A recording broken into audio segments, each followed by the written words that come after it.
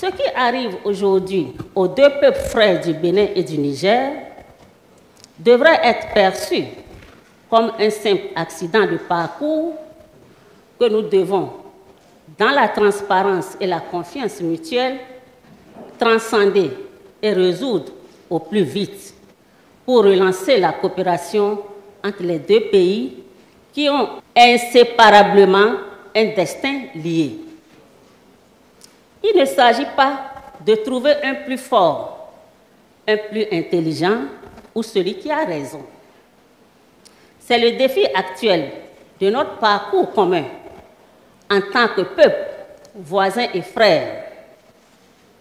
Le charisme d'homme d'État se révèle le plus souvent au carrefour des tumultes et à l'heure des défis majeurs.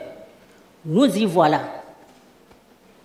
En fait, ce n'est pas un problème qu'il y ait problème. Le problème, c'est de ne pas pouvoir régler le problème. Il devient impérieux, voire urgent, que les uns et les autres sortent des postures empathiques, gratuitement bellicistes et égocentriques pour aller à la table de négociation.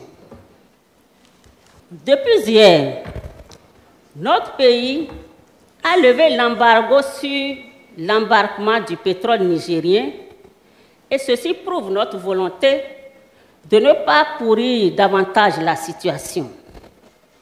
Cette démarche est à saluer, quoiqu'elle dénote de l'inconséquence d'une décision immature et hasardeuse.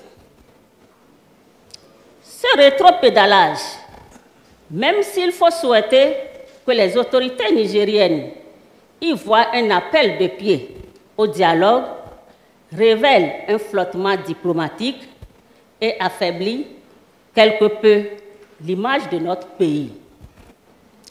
Un sens de responsabilité aurait pu préalablement évaluer et bien sous-peser les différentes implications synalagmatiques et toutes les ramifications géopolitiques liées à l'oléoduc de Sémé pour ne pas nous affubler de cette image d'un État qui fait bégayer sa propre autorité, tituber sa propre décision pour finalement marcher à reculons.